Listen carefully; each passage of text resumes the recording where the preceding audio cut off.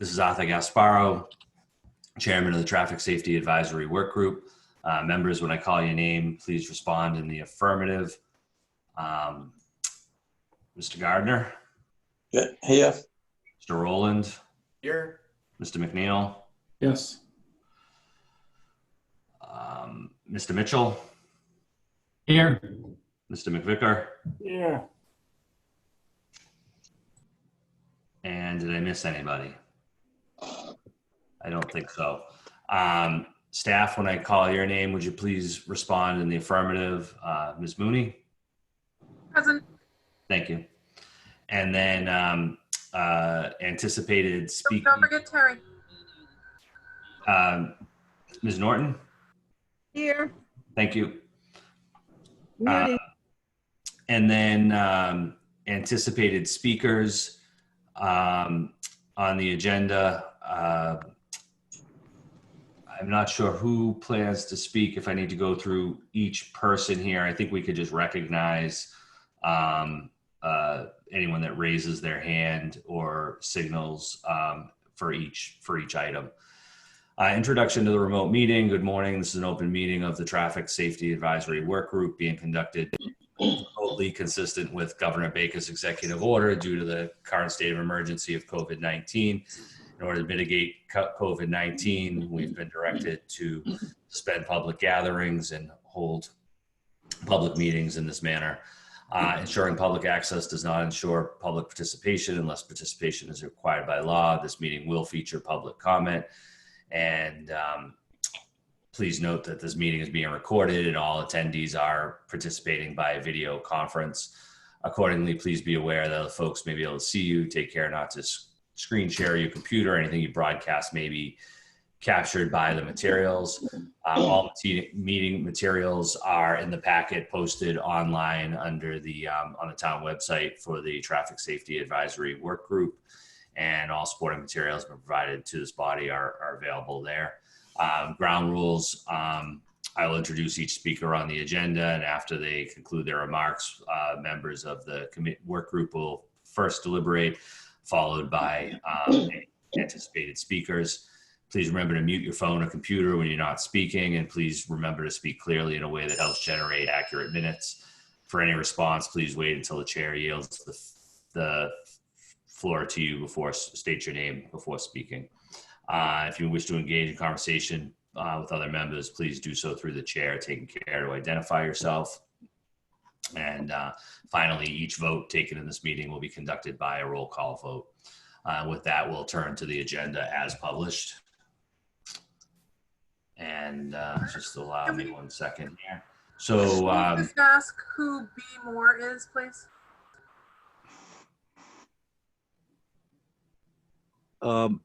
Hi, this is Bill Moore calling in about 26 Broadway. Thanks. I just wanted to clarify that. Sorry. Thank you, Mr. Moore. We'll start off with call the meeting to order. And first item is public comment for any items which are not on the agenda to be discussed. And I'll open that up to if anybody, I don't know if you want to use the hand raise option, or please feel free to speak up and I will recognize you. Hearing none, we'll move on to official business. The first item on the agenda is the request for approval of a curb cut application at 9 Westchester Street, resulting in the removal of off-street parking. This has been continued from the June 18th meeting. I understand that Ms. Ewing is here to represent that application. And so with that, I would like to turn over to her for a brief presentation, and then we'll deliberate the matter. Sure, guys, thanks. Basically, the house has had an addition made, and it's gone from 4 to 6 bedrooms. So he does have 2 existing vertical spots that Mr. Barnes pointed out in his letter. And he's looking for 1 more plus a compact space on the right for both bikes, scooters, and the cars that he's looking for space. And I believe we've drawn the yellow line on the plan to show you whereabouts the space would be taken away. I am going to Erica's already got it. Thank you, Erica. Thanks, Erica. So the plan that I hope you all can see is what was provided by the applicant, I believe as a supplement to the initial, which we appreciate, which has a little more information. It shows some dimensions. It shows the existing yellow line in front of the apron that currently exists. I have visited the site, and I don't know if anyone else has had a chance, but the driveway, which is shown on the right hand, or I presume north is up, the east side of the drawing, exists, and that dashed line shown is, it's actually the separate lot. That's for number 7 Westchester now. So what's being proposed, and please, Ms. Ewing, correct me if I misstate or misunderstand your proposal, is what's shown on the plan as spots number 2 and 3, and a curb cut between the 16 feet approximately, plus the roundings. Correct. And I think one of the main points for this committee to deliberate is that a new yellow line is going to be needed across this apron, and therefore reduce the parking available on street for the public. I measured approximately 48 feet from the end, which isn't shown on this plan, but from the end of the yellow line that exists to that new driveway at number 7, there's about 48 feet. I'm not exactly clear what would be left based on the dimensions of this plan, but I would say that that's something, to be discussed. I'm sure at least 20 feet of that's going to be gone, which may leave 25 or 28 feet for on-street parking between the yellow lines. And I think that effectively is going to, result in a loss of at least one parking space. The question I think to be considered is whether we consider the 48 feet to be, it depends on the vehicles being parked. Typically it would only be 2 spaces. In some cases, could 3 fit there? And I think that's part of the deliberation. But my sense is that effectively what would remain would be a single on-street parking spot directly in front of number 9 as a result of this proposal. And with that, I would open it up to any comments or discussions that the members may have. Art, sorry, I have to step outside, so you're going to have to do screen share if you need it. I got it. Thank you. Do any members wish to comment on this application?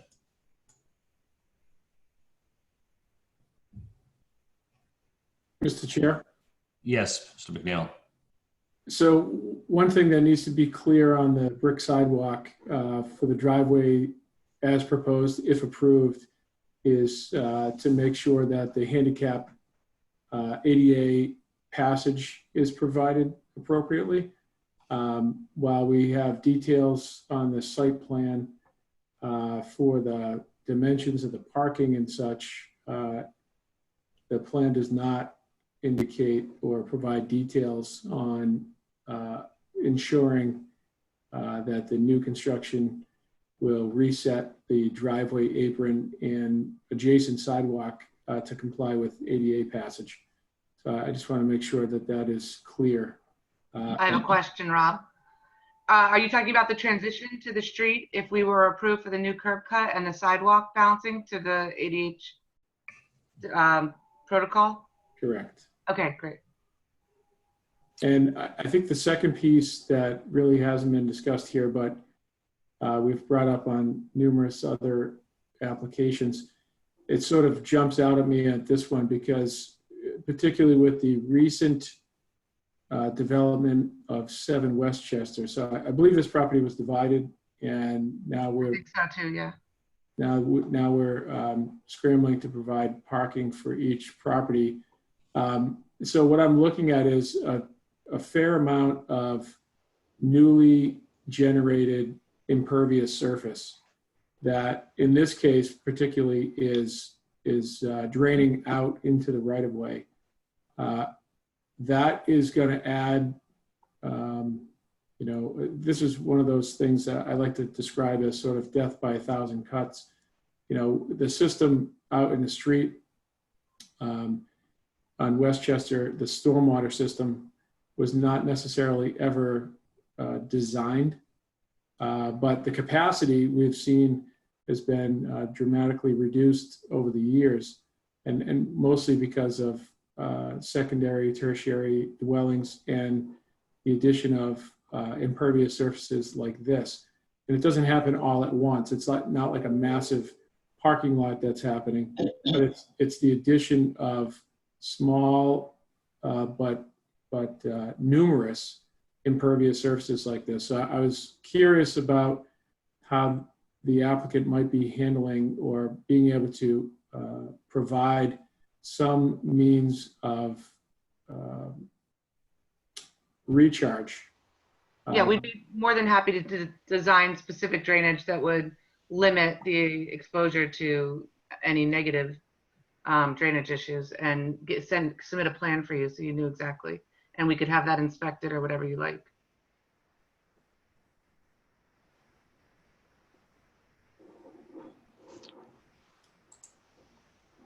Those are the only comments I have at this time. So if I may, I think to address those, would that not come under the conditions for the actual curb cut application to the DPW, whereas we here would focus on the elimination of the on-street parking and how a recommendation to the select board may go? That is correct. I mean, I think particularly the ADA passage is something that may affect the overall layout, which is why I bring it up at this application. But you're right. I mean, we want to see the rest of it and all of it really when it does come forward. The past policy has been that if the proposal, I'm sorry, if the proposal eliminates an on-street parking spot, that it needs to create more, at least one additional off-street spot. And this is, I'm sorry, the first time that I think we've seen the reduced size spot as considered as part of this. So I think that should be part of the discussion. Would we consider this application as providing more off-street parking? In other words, are we getting 2 cars off of the street at a loss of the one for the public? Any members have any further opinion or feeling on this?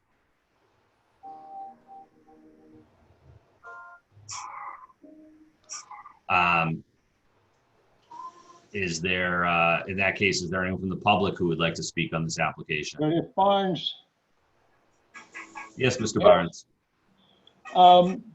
Thank you, Mr. Chairman. There has been an awful lot of new off-street parking created on Westchester Street. I'm curious if there is a definition of a compact parking spot because I go by there every day and you're going to only park 1 car there. I would point out that at number 27, you also had a problem where they put in 1 parking spot and then they added, quote, a compact parking spot to make 2. You cannot get 2 cars into that space at 27. It seems to me that you already have 2 parking spaces at this property. You've already created the one at number 7. And it just seems to be excessive. The fact that they build an addition does not warrant taking parking off a public road. So I suggest that, first of all, I'd like to know what the answer is on the so-called compact parking space, if there is a definition. And 2, I would suggest this is an excessive request and should be denied. So Thank you for your comments, Mr. Barnes. I could speak to the definition of a parking space. Chapter 139 of the bylaw does allow for one reduced size space, typical space being 9 by 20, one reduced space on a residential lot to 7 by 17. As to your other points, I think those would be subject to deliberation by the work group. Thank you. Does anybody have any thoughts or further comments with respect to the application or the comments that we've received? I would just say that I agree with you, Art, that we've taken 2 off the road and only taken 1 away from the road. And that road in general, as most of us have probably driven, is a very difficult, constantly pulling over left and right.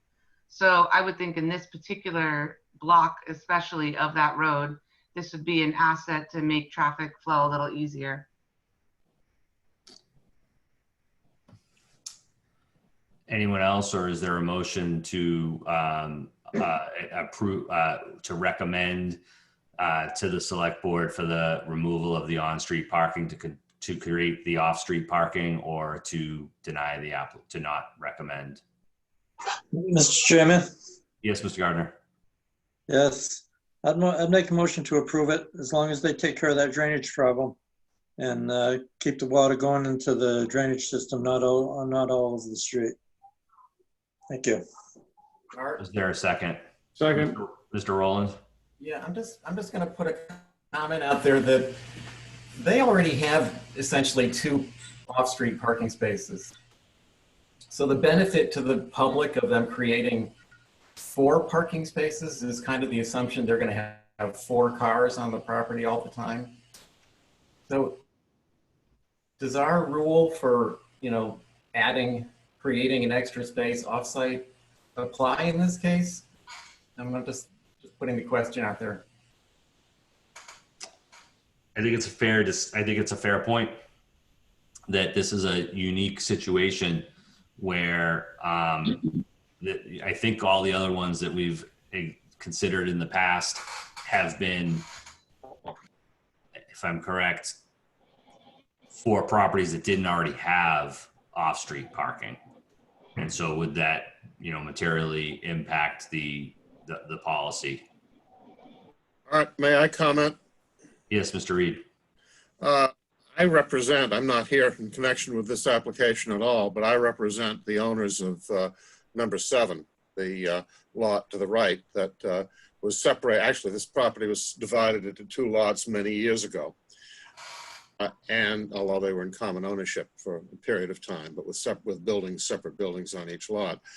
The number 7, this plan is actually very misleading because number 7 is not in any way part of the property that is coming before you on this.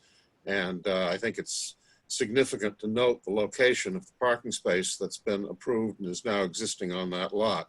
But really the solid black dashed line around the premises that's shown on this plan should follow the lot line, and the existing parking space and anything else on number 7 is not in play in connection with this application. Yes, I understand that. We were asked to specifically include number 7, but I agree with Mr. Reed. The line should be over to the left. Agreed. We wanted to see just the driveway for number 7, but again, the lot lines, and this is, not a professionally prepared plan. So I think that's part of the situation here. But I don't know that it depends really on the overall concept. I think whether the work group feels that this justifies the loss of a spot for the public to park as a result of providing additional off-street private parking. To me, that's the crux of the issue here and the road is wider at this location as well. And that's the other thing, this plan doesn't show the width of the street or the other side of the road.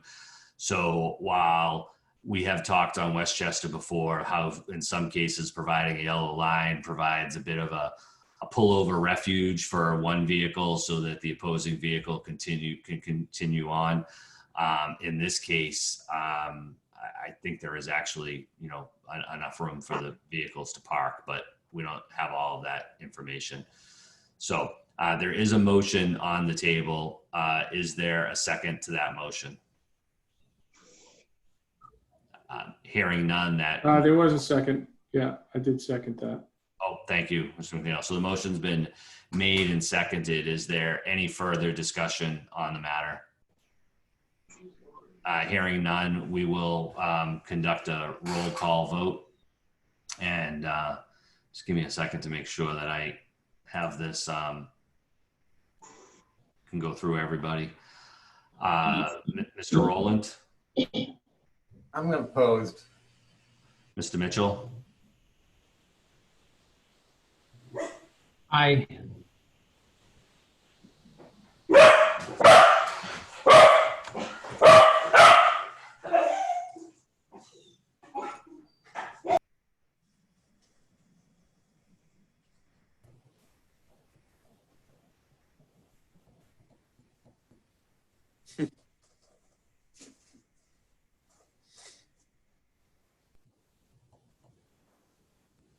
Sorry about that. Mr. Mitchell? I said aye. Mr. Gardner? Aye. Mr. McVicker? Hey, do you need me to send animal control over there? All right. Schnauzers.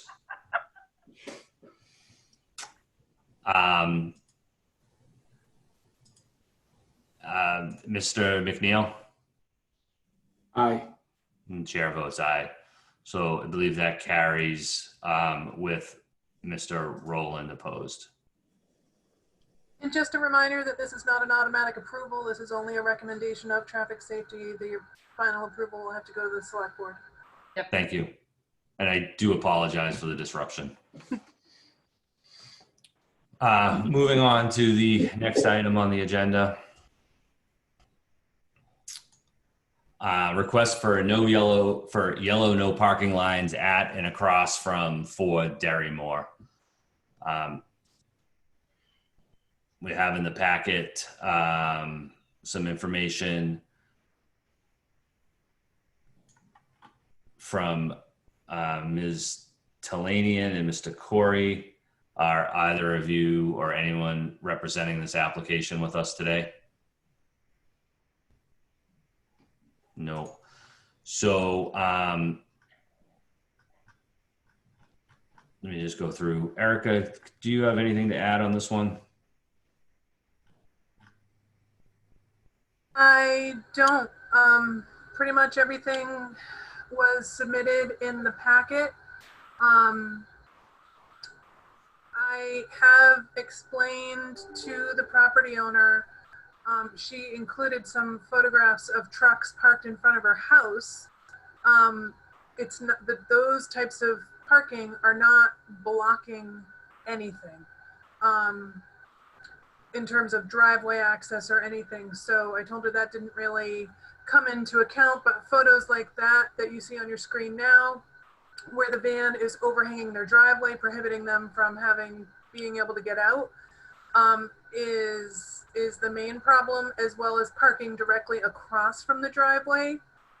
Oftentimes there's been a boat that has been parked across the driveway on the opposite side of the street, as well as other vehicles, and that has been problematic for them turning in and out of their driveway as well.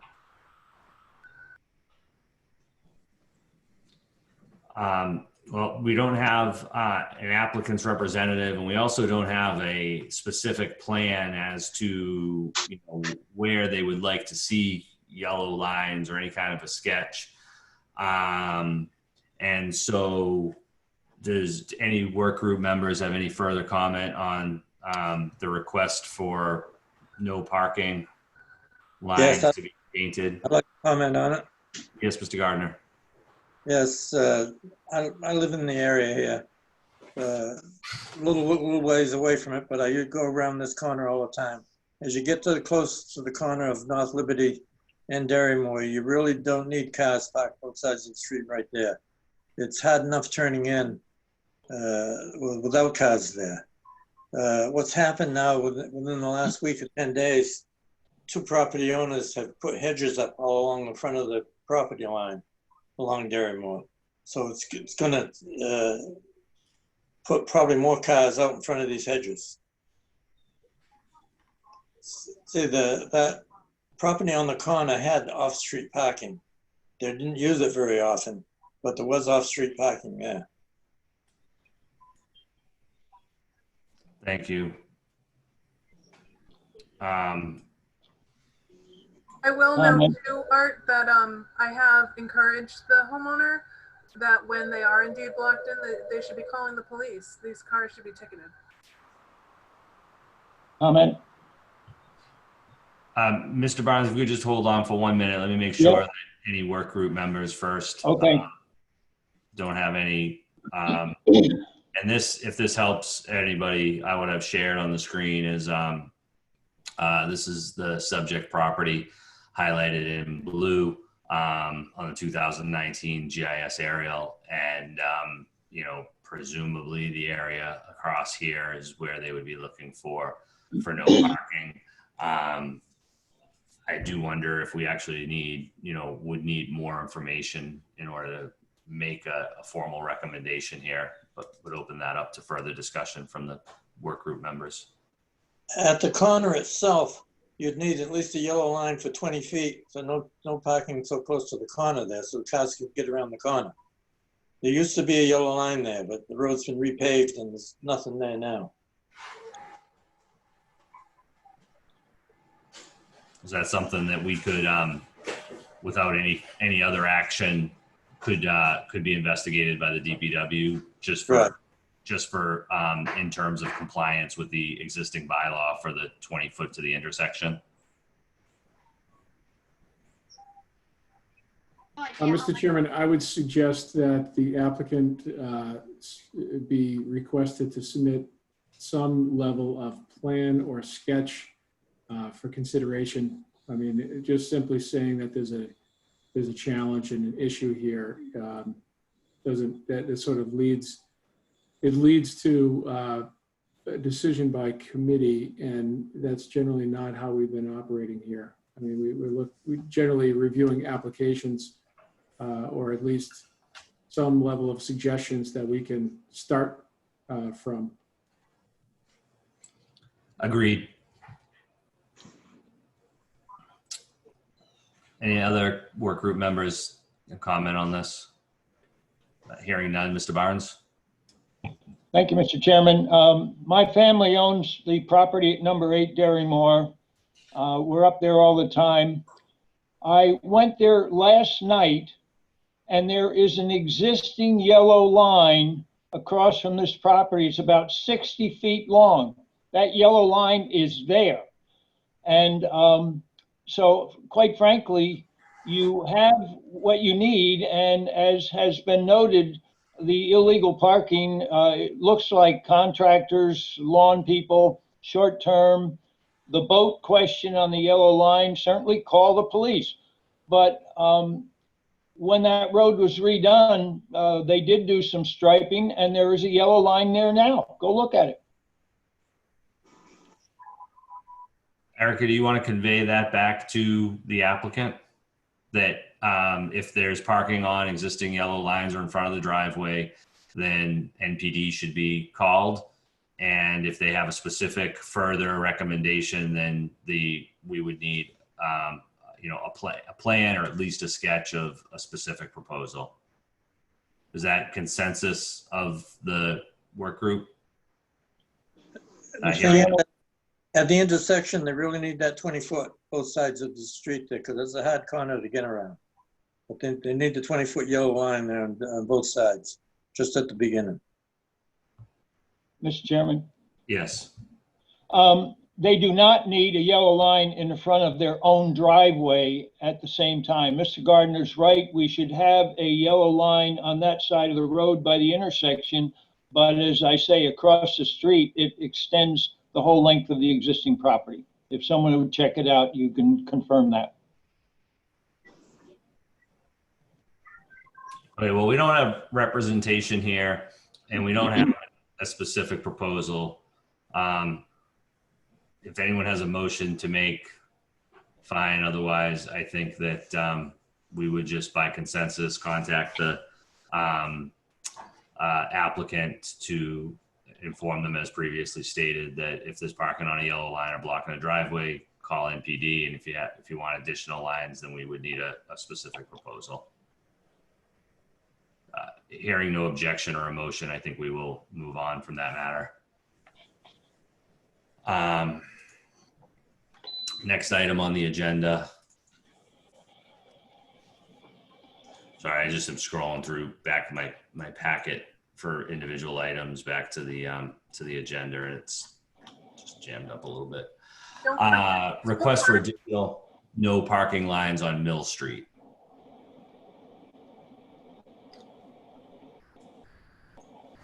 Hello? Can you hear me? Yes, Ms. Taylor, please go ahead. Okay, well, first of all, thank you for hearing this. My husband and I, William Wilmot, have been residents of Mill Street for 12 years. Last summer, we encountered significant problems with not being able to get out our driveway. And this occurs when we have a car parked on one side in front of our house, on the other side in front of our house, which our neighbors often do. They often have 4 cars here. And a car parks directly across the street. So that was initially what brought my concerns to Mike Burns last July. A number of neighbors logged in, and I also coordinated with the land bank and with our neighbors. And the results were that Mike got back to me, said it would go before the selectmen, and that the line would be extended from Prospect Street to across the street. That has happened to some extent in that it goes to 19 Mill Street, which is my neighbor across the street, to the first driveway. So there is a solid yellow line there. However, once again this year, we couldn't get out our driveway because it does nothing to alleviate the original problem. So there's 2 issues I'd like to address with this board. One is, if you look at our driveway, which is our main driveway, those curb cuts were there when we purchased the place 12 years ago, actually 14 years ago. The road is 18 feet wide at that point. There is legal parking directly across from our driveway and on either side. Additionally, there is parking in front of our house and across the street on either side. So not only is there an issue with us getting out our driveway, which has happened once this year, it's less with COVID. But additionally, when cars park legally on both sides of the street in front of our house, there is only 5 feet left. No cars can pass. And you would think, well, this wouldn't happen, but actually it does, and it creates traffic jams. And that's why so many of the neighbors logged in on this last year, came to the hearing about it, et cetera, et cetera. So I've proposed, just as a solution that wouldn't take a parking space away, because I know that's always a concern, extending the yellow line 5 feet in front of my house, which at least would allow us to get out of the driveway. But I did send a picture of the overall issue, which a better solution would be extending that line so that there's only parking on one side of the street. I don't care whether it's on my side or the other side. I will say, people tend to park on my side, I think just because of the nature of the road and the curb, but it's really not safe to have parking on both sides of the street there. It just creates a problem where you cannot pass. You take 6 feet for a car, that's 12 feet.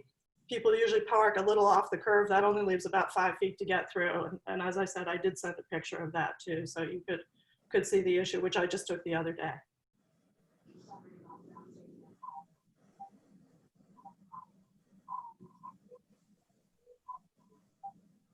I'm sorry, I can't hear you any longer.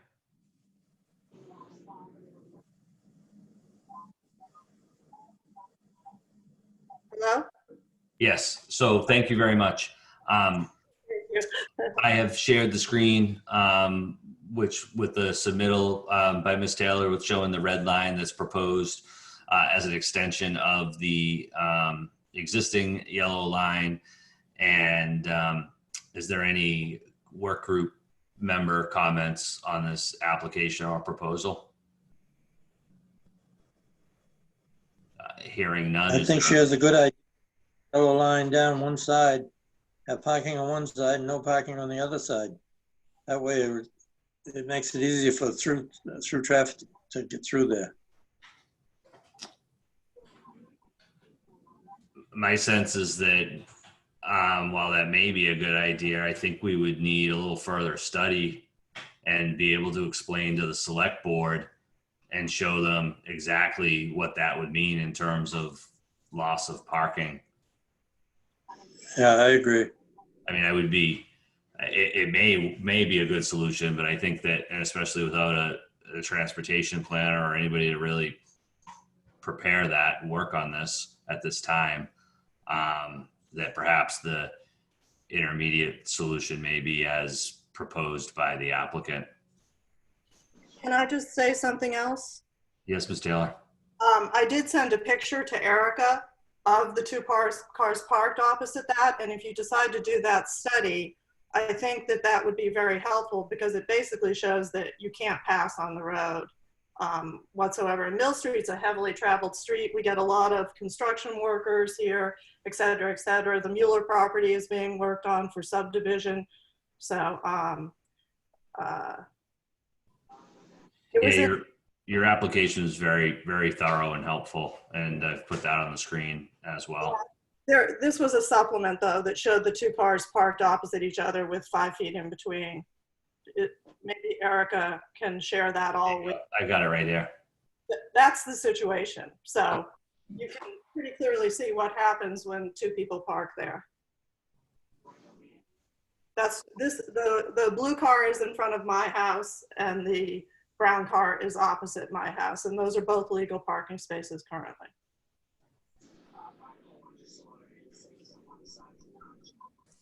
Does anybody want to opine on this matter? I think this really needs to be looked at by a transportation planner. I realize we don't have one right now, but to get this done and done right, I think we need to put it off for a month or two. I know this is a bad time of year for it, but we just don't have the help right now. Was any information or comments received from the fire chief on this? Mr. Mitchell? No, I don't have any comments directly from the chief on this one. I certainly appreciate it's a difficult time of year and with COVID and everything. I guess in the interim, I would say, because this has happened even once this year, if in the short term we could just extend that line 5 feet as an interim solution, because my husband's 74 years old. I don't really feel comfortable not being able to get out our driveway. And it's far less with COVID, but it's been going on for a year. So that would be an interim solution, which you could roll back if you did the other. I'd be happy with that. I just want to make sure we have egress. I agree with you. I think we should do the 5 foot line just to hold it over until we can do a study here. Is that a motion, Mr. Gardner? Yes. So there's been a motion to extend the yellow line by 5 feet as shown on the graphic provided by Ms. Taylor. Is there a second? Second. The motion has been made and seconded. Is there any, by Mr. Rowland, is there any further discussion? Hearing none, we'll go to a roll call vote. Mr. Gardner? Yes. Mr. Mitchell? Aye. Mr. Rowland? Yes. Mr. McNeil? Yes. Mr. McVicker? Yes. And chair votes aye. So that would be a recommendation to the select board to extend that yellow line by the 5 feet. Thank you, Ms. Taylor. Thanks so much. Everybody stay safe. I really appreciate, and if I can be of any help when you're doing the study, please let me know. Appreciate your time and effort. Thank you. Moving on to the next item on the agenda. Let me just really need my agenda separate from my packet. which I should have done. We have a request for slow children or other traffic calming signage along Maya Comet Road. And there's some correspondence in the packet, which I'll try to bring up. And is there anybody here who would like to speak on this matter? Okay, hearing none, we will just work through the materials that are in the packet. And just give me 1 second to get to them. So Mr. Gosher has sent in some correspondence related to Maya Comet Road. And is there anything, Erica, that you could add to this for us? Sorry, I just was out of the office. We're on the Maya Comet Road. You're scrolling in Sconce right now. No, I'm scrolling back. And he's not on? No one tried to join? Not, right. Okay. No, just, I mean, I think it was pretty well outlined in the letter. They, oh, I will note, yes, I will, and I'm sorry if you already noted this part, but the chief had looked at, let me put on my video. The chief had looked at this area and had already determined that it's going to be, that fits the criteria to be a 25-mile-an-hour thickly settled. So it would just be about additional kind of traffic calming signs, such as, you know, slow children or something like that, because there are families in the area, just to add some additional visual elements that would help slow traffic down. Mr. McVicker, any thoughts on this? Well, so I'm not sure the signage is going to help. I mean, we've been doing enforcement in there. The way the layout of the road is, if you're going over 25, then it seems like you're going very fast. And quite frankly, I think you are going very fast for the width of the road and the way the road is laid out. So I'm just not certain what signage would help make that happen. Would help make cars go slower. Anyone else? Yes. I feel as though that is a very narrow road. It's only 18 feet, and you get a lot of beach traffic there, and the beach traffic goes really fast. I think with the legal limit is 25, maybe some more 25s along there would help. My understanding was that the 30-mile-an-hour sign would be removed, and by replacing it with a thickly settled sign, with 25 mile an hour, that makes it 25 under the adopted bylaw and MGL for within the town limits for any road that's posted thickly settled or not otherwise posted. Is that correct, Mr. McVicker? Thank you.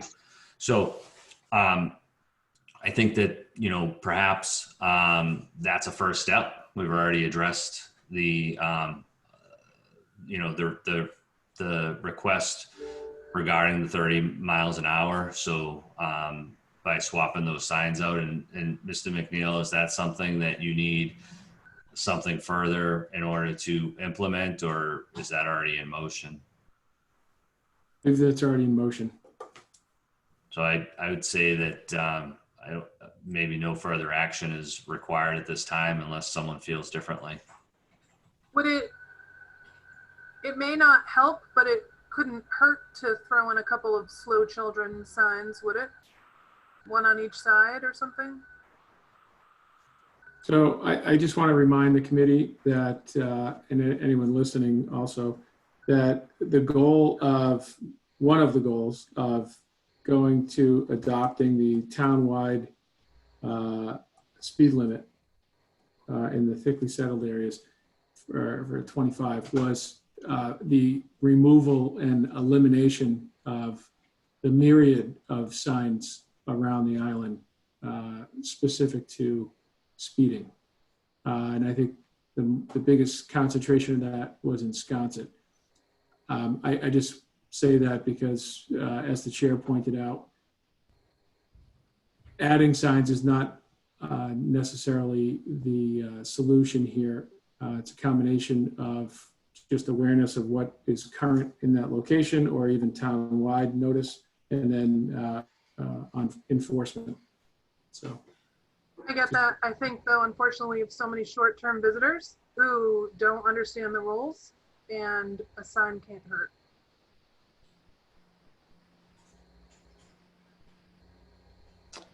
Is there a motion for additional signage or any other action? Hearing none, then I believe that the matter would be considered addressed with the change of signage from 30 miles an hour to thickly settled. And perhaps we could let Mr. Gosher know that that's the action that's been taken, and we hope alleviates the situation, and any further concerns resulting regarding speeding should be directed to NPD. Does that work, Erica? Sure. Okay, thank you. Moving on.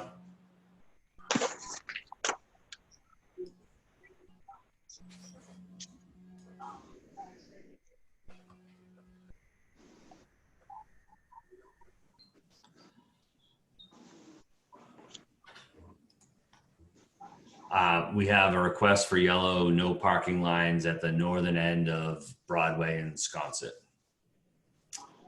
And is there anybody from the public who would like to speak on this matter? Hi, yes, this is Bill Moore. I live at 26 Broadway here in Sconce. We're one of the 3 abutters to this section of Broadway where there's a parking problem. Erica, I sent a picture as part of my original email. Is she still on the call? I don't know if you... I've got it, Mr. Moore. I will share the screen.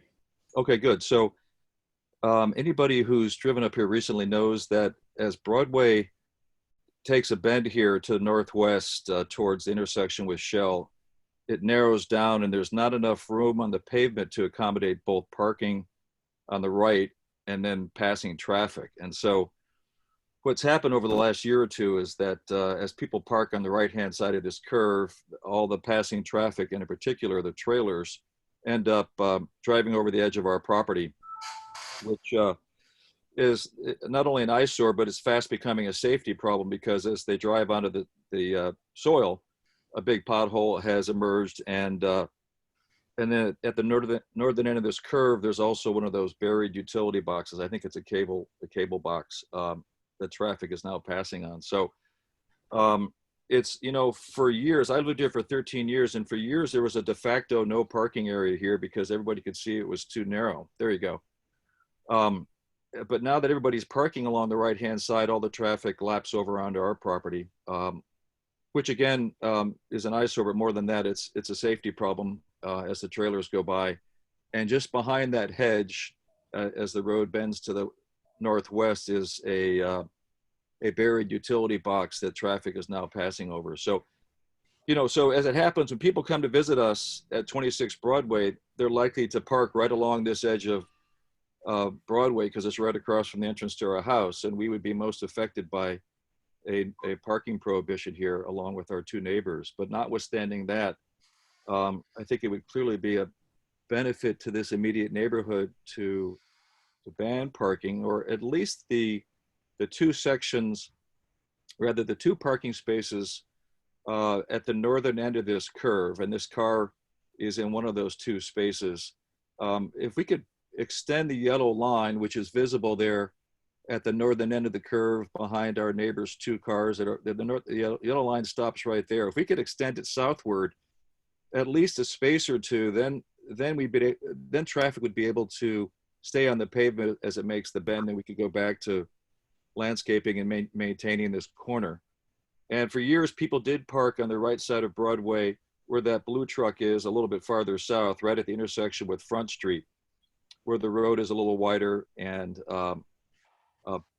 passing traffic could get by. But right at the very bend where that silver SUV is parked, you can see there's absolutely no way for passing traffic especially construction traffic, to pass without driving off the road. What happened is over the last 3 years, there were several large construction projects in the neighborhood. And so year round, there were trucks parked right along Broadway, larger, construction vehicles right around the year. And so as a consequence, passing traffic had no option but to drive off the pavement and then onto our lot. And so we gave up trying to landscape it because there was no point. And but notwithstanding the visual impact, it clearly is now becoming a little bit of a safety impact, although the pothole does have the effect of slowing passing traffic down, I have to admit. But, I think this is a highly trafficked area. There are lots of tourists who walk up here to look at the historic houses, and then also, of course, to walk over to the Bluff Walk, which starts just to the right of this section of Broadway. So there's a lot of bikes over here. There's a lot of traffic on the road, and it's a real pinch point. And I think, again, even though the three of us who abut this corner would lose the convenience provided by these parking spaces, our nanny often parks there because she doesn't know any better. Visitors park there, and we have to remind them to park elsewhere. Even though we lose that convenience, I think there'd definitely be a safety and convenience improvement to the public at large to try and keep the traffic on the pavement here. And so I thank you for your consideration. I don't think anybody else in the neighborhood is going to speak in behalf of my proposal, but they are in support, and I can have them email Erica separately to express their support if that would be helpful. Thank I you. will just note that Linda Holland submitted a letter that is in the packet. Okay, good. Thank you. Work group members, any discussion? Mr. Chair, just a point of there. I've been through this area. We've done some repairs through the years on the corner there. It's not come up before regarding the parking. I think people are pretty familiar with the parking, particularly around the corner, through the corner. And I would say, again, from my limited experience out on this stretch, the parking in this particular area serves to keep the traffic moving quite slowly. And this corner itself has a lot of contra pedestrian traffic as well. So I think we ought to really consider that in making any decision about no parking here. But more to that point, and certainly the degradation of the town's infrastructure on the left-hand side in the photograph, I think I'd rather take a look at the property lines to take a look at either encroachments, or if we have the ability to extend the pavement to better accommodate passing vehicles with the parking in place, just as a point of discussion.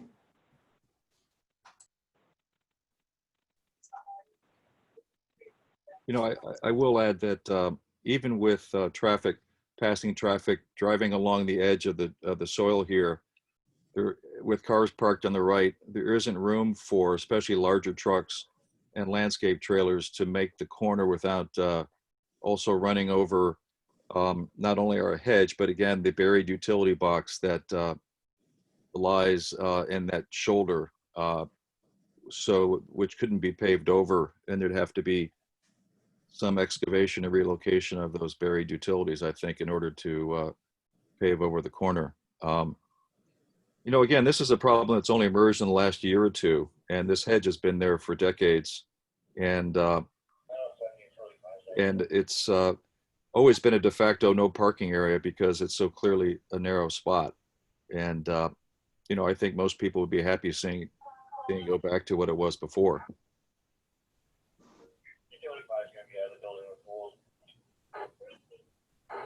Anyone else? Mr. Chair, Yes, Mr. Gardner. I agree along there. A lot of people walk along there, like you say, going to the bike path and whatnot.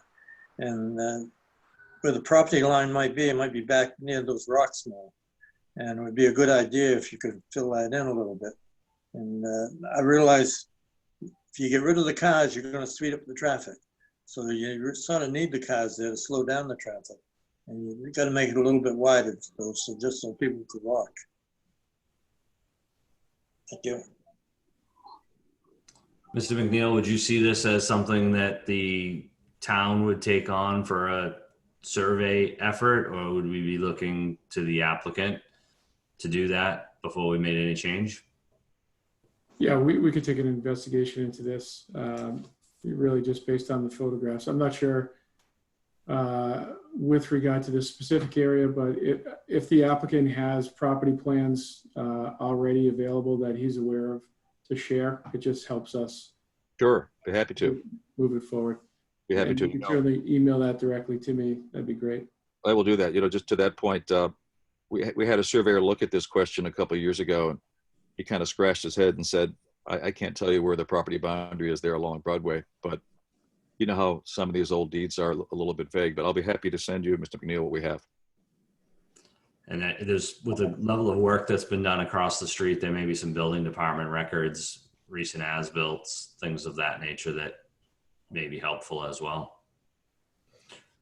So would a consensus be, if there's no further comment, does anyone have anything else they'd like to add on this matter for right now? Hearing none, I think we would table it for a month and try to gather some additional information and then discuss it at our next meeting. Very good. Thanks very much for your time. Hearing no objection, we'll table this continue this to the next meeting by consensus. Thank you, Mr. Moore. Thank you very much. Bye-bye.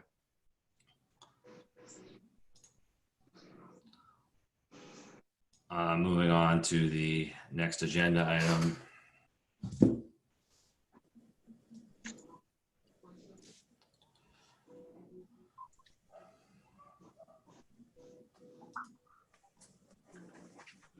Sorry, my packet is just slow to load here. Discuss making a portion of Pleasant Street one-way. And I see that we have Select Board member Jason Bridges here with us, who had put this forward for our consideration. Mr. Bridges, would you like to take over? Thank you, Mr. Chair. Thank you, Erica, for getting it on traffic safety. She helped me make that happen.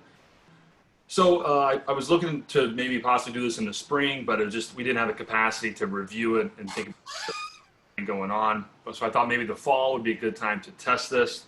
To go back 1 year, Mike Burns and I, Rob McNeil, and BPAC walked all of Pleasant Street, but focused on Williams Lane to Five Corners, looking to put a sidewalk on the south side. How could we do that? You know, it took probably an hour and a half. I walked it again with some people who live there. And at the very end, Rob, you said, what do you think about doing a one-way from Five Corners towards Williams Lane? Because 2/3 of the traffic goes that direction. 1/3 goes towards Five Corners. And at first, Rob, I thought, no, we're doing a sidewalk. We're going big here. And but you put that bug in my head, Rob. And so we started looking at it and thinking about it. And it seems that if we could think about all the safety issues, if it's possible, maybe we can make it one way going that direction towards Five Corners, make it low cost. It could be reversible if we don't like it. So I wanted to put it through traffic safety, you know, what your first thoughts are. You know, I can see what happens if someone pulls out of their driveway, if they're on the north side and they take a left and they're not supposed to, things like that, signage, line painting, barricades. And so this is part of a bigger plan that Mike Burns handed off to me right as he left for the entirety of Pleasant Street. I'm not looking for that. I thought this would be a nice test to see if it could work. It makes it more accessible for everyone. So in the green portion, that would be bikeable and walkable both ways. And then you would have cars just going towards Five Corners in the normal lane that they're used to.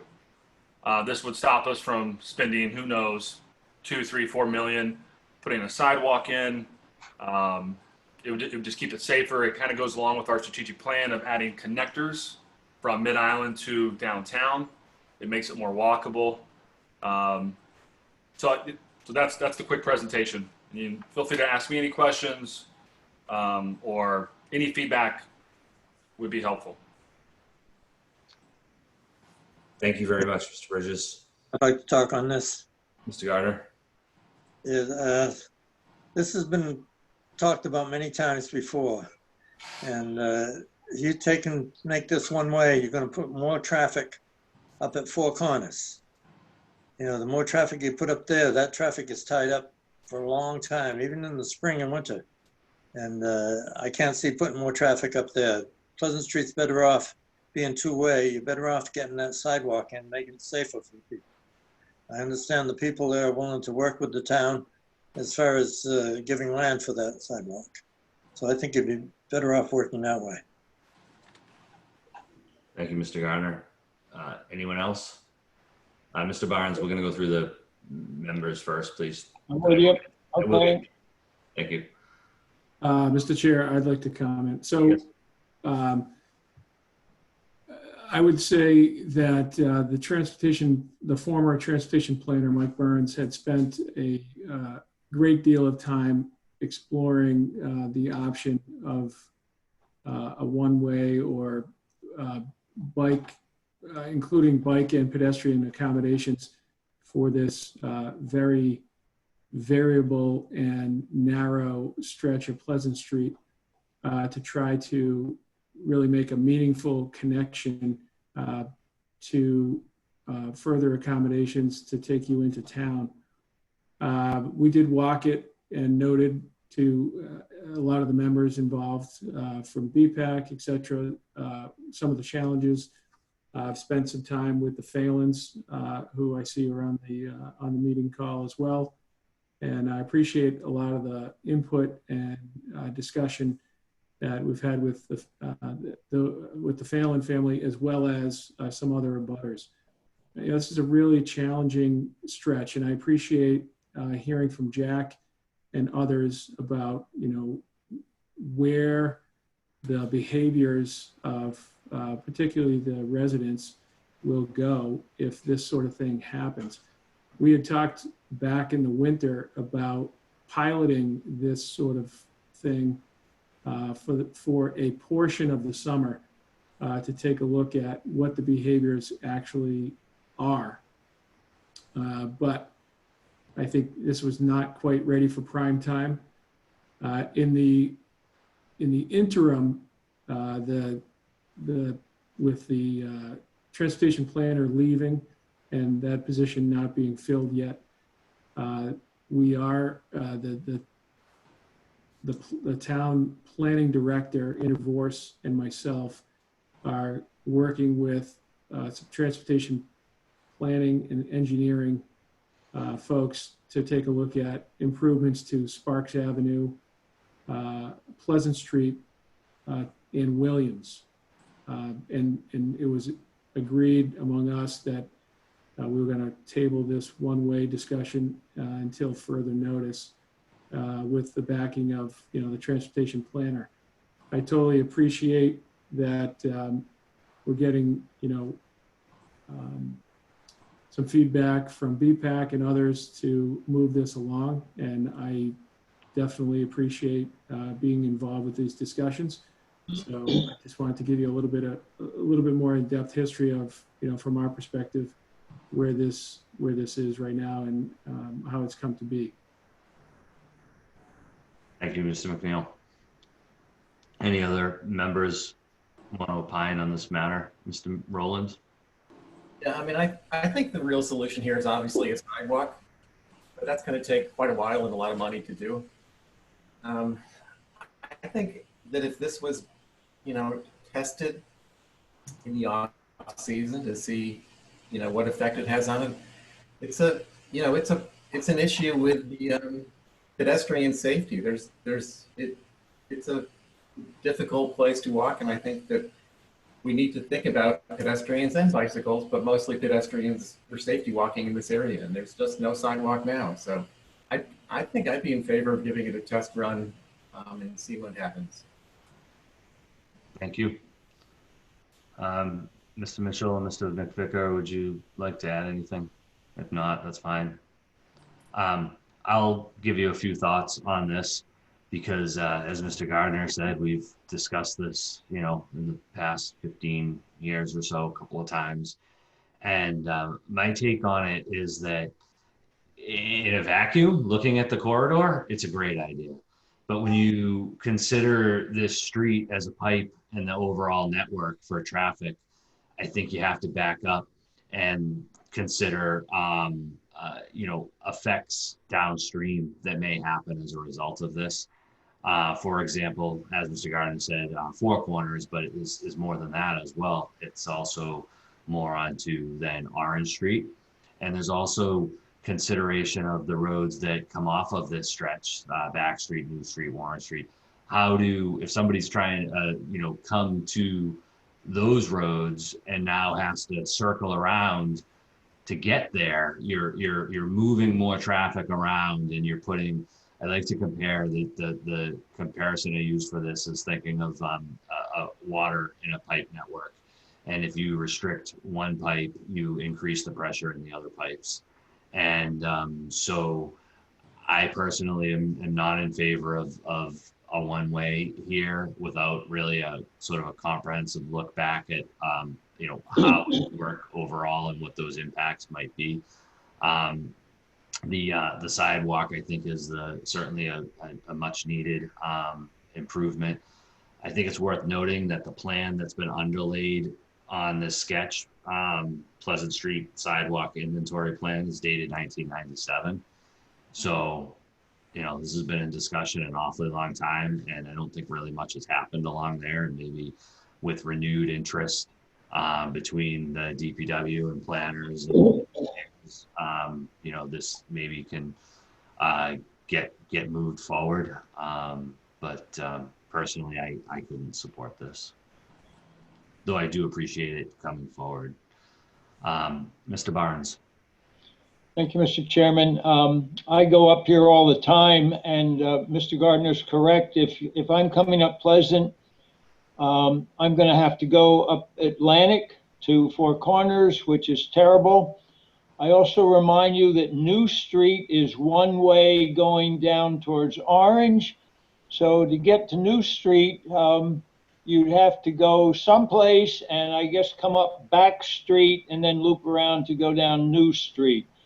I think all the comments are appropriate. I think this is the sidewalk is a good answer over time. If you go back to 1997, it's about time.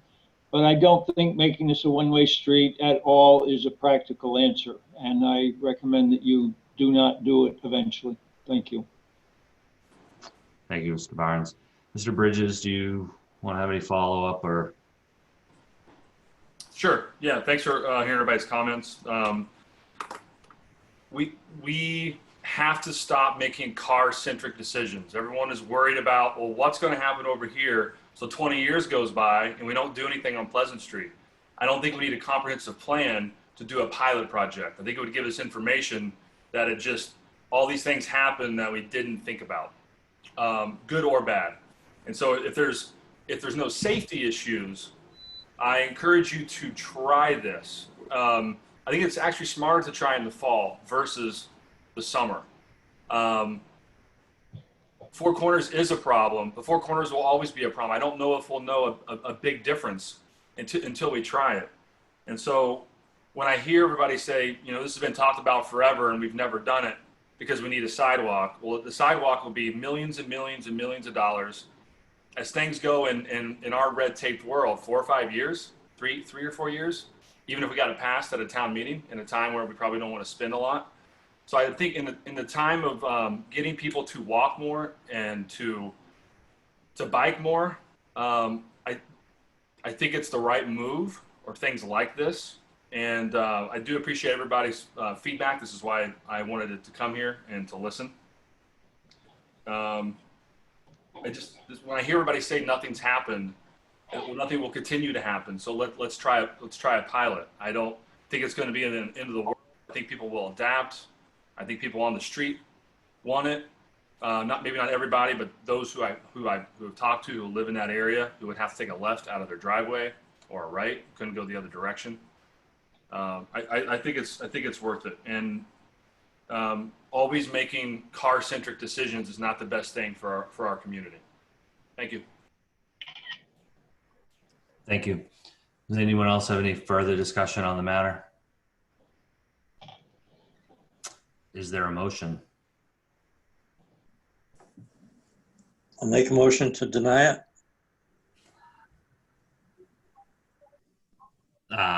So the motion would be to not support a recommendation to At make this time. Pleasant Street one way at this time. Right. The motion's been made. Is there a second?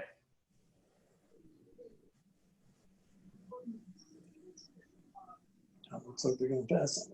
Motion dies for lack of a second. Mr. Chair, Yes, I would Mr. like Brown. to say the pilot discussion has sort of been delayed. The Pleasant Street, Williams, and Sparks concepts that are being explored with our engineer through the planning director and myself do include scope in that effort to develop a pilot for this area, but it was put on hold. What I would say is with this discussion, I think I would recommend that we move forward with that, develop a pilot, and then come back to the committee for input, the work group for input on that. Need to work with BPAC and others to discuss what this pilot could or should look like, and then carry it out only when it's ready and we're able to do some public outreach on this. Oftentimes it's definitely easy to forecast what we feel the reactions will be when something like this goes into operation. But until we actually see it in practice and have taken into account the concerns that we think are worthy of including in such a project, it's hard to say. I like the idea of piloting. Obviously, we've had several, probably the most meaningful or large was the roundabout at Fairgrounds at Old South. While it ended with a vote, just a few votes shy of passing, it gave us a lot of really excellent information. And so I would say, this to me, with the support of the work group, we could move forward with developing a pilot and then come back with to get input to ultimately at some point try this, as opposed to kick it down the road for another 10 years. Thank you. So it sounds to me what I'm hearing, and without support for a motion to not support the recommendation, that perhaps the matter would be tabled for further study by consensus. Unless there's a different motion on the table. Going once. So I think, Mr. Bridges, that if I understand this correctly, there wouldn't be any positive or negative action on this, and we'll stand by while Mr. McNeil and Mr. Vorse continue to work on, perhaps, and yourself, I presume, coming up with something that maybe looks at a slightly wider scope and area as described, and then bring it back. Mr. Bridges? Yeah, I'll reach out to Rob and see how BPAC can help, and bring in Andrew if we need to, and see how we can develop a pilot, and then something more concrete to look at for traffic safety. Makes sense. Great, thank you. So we'll consider this matter tabled by consensus. Thanks again, everybody. Moving on. Go back to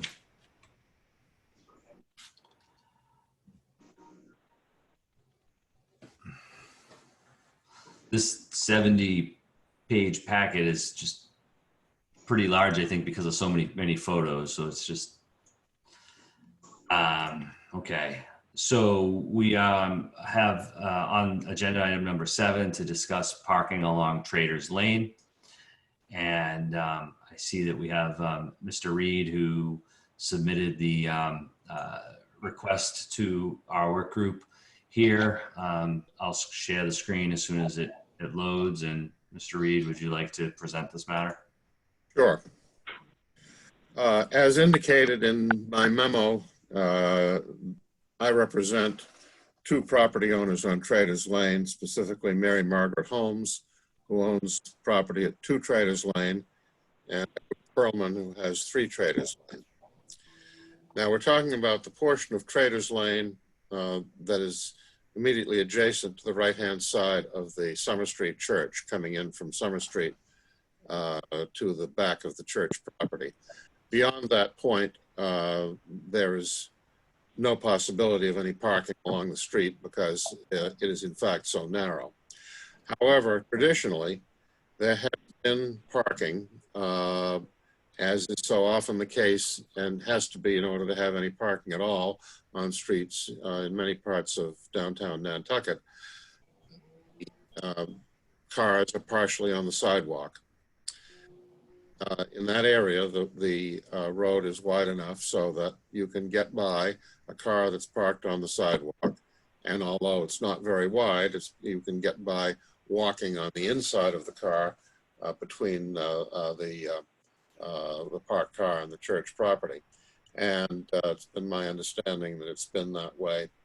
It's been used that way and has gone that way without any enforcement against it by the police department for a long time. There is a sign on the left-hand side, again, the continuation of the area that I'm talking about, in a hedge that's farther down toward Main Street that says no parking either side. It's not clear from that sign whether that applies to the wider portion that is up adjacent to the Summer Street Church. In any event, my client, Mrs. Holmes' property at 2 Traders Lane, excuse me, has no on-site parking, no off-street parking. It's a small house on a very small lot. It used to belong to the Borchert family. She bought it from them. And Mr. Perlman's house does have a parking area. He has a driveway coming in from Traders Lane immediately behind the church property. The sidewalk runs up to the end of the church property, and then there is an area that is could be described as either part of the sidewalk or part of Mr. Perlman's driveway, which is at the end of his driveway. As you go past that point, you immediately run into a hedge, excuse me, and there's no further sidewalk or pedestrian passage along Traders Lane other than to walk in the pavement. What we're concerned about is that Mr. Perlman is on this call and will be able to give you some of his background and insights on this. What we are concerned about is that there's been, after Mr. Perlman had reported a vehicle that he believed to be abandoned that had been parked there for a long time and reported that to police, that seems to have kicked off a regime of enforcement against anyone parking on that area, which had not been the case in the past. And that's caused some hardship to my clients. If the area is no parking, it should be identified as such, but we would prefer to be able to go back to the situation that has traditionally always taken place, that area, which is, as I say, wide enough for parking, may not meet all the necessary width requirements that are normally expected, but let's face it, if you drive up and down Upper India Street in front of my house, or coming in town on Fair Street, both of which I do very often, if you're going to have parking on streets in Nantucket, having them way up on the sidewalk is something that we have to live with, as long as people are able to maintain an area of walking path on the inside of the sidewalk. I think at this point, I'd like to turn it over to Mr. Perlman so that he can express his experiences on this, which don't exactly square head on with the report that Erica sent me from the police department. Thank you, Mr. Reed. Mr. Perlman? You're muted. I'll unmute you. Oh, maybe I can't. Mr. Perlman? I know he's on the call.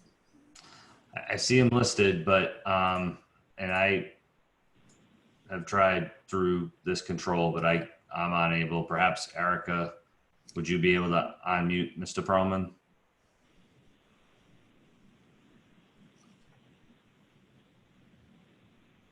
Mr. Perlman, if you can hear us, you ought to be able to unmute yourself on the screen, I think.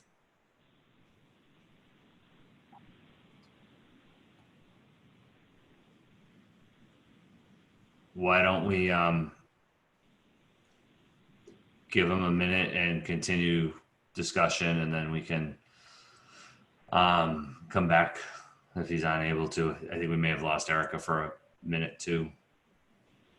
Mr. Chairman, this is Mary Margaret Holmes of Two Traders. Our little street is primarily a walking street, and vehicular traffic is fairly limited to church members who come to work on the church and, of course, park there on Sunday, and the few of us on Traders Lane. Our cars are primarily used to access other parts of Nantucket that are not in a walking distance. We're a walking area, historic. My little cottage is also known as the carriage house, was the original carriage house for 88 Main. It's small, it has no parking, and we've always utilized that particular area of sidewalk beside the church for parking. I've been here 20 years, and that's been the way it's worked. We have Miles Reese, who is our trash hauling company, who easily makes it down the street and always has, even with the parking on the sidewalk by the church.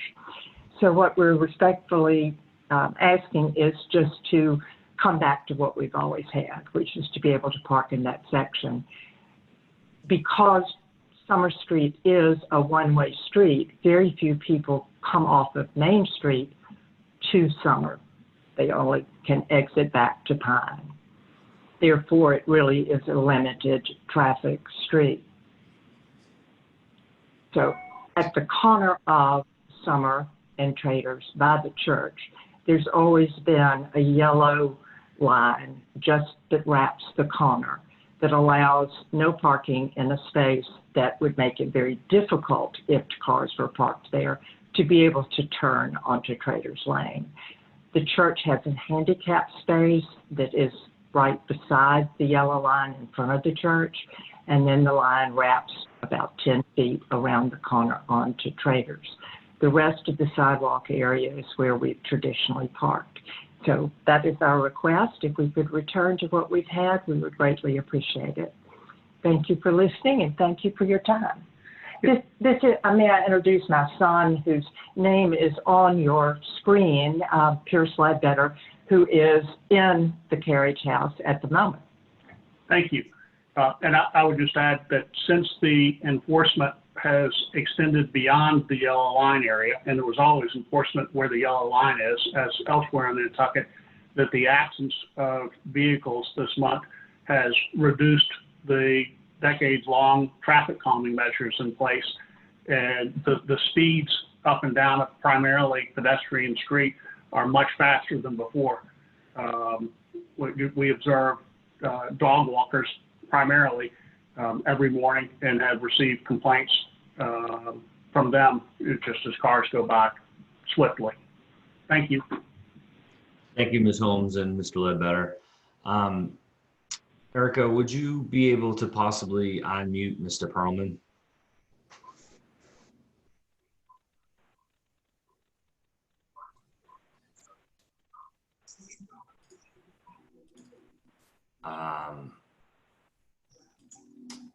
Don't think that I'm able to. I have to ask him to unmute, which I just did. He has to unmute himself. I see. Thank you. I've tried that as well, but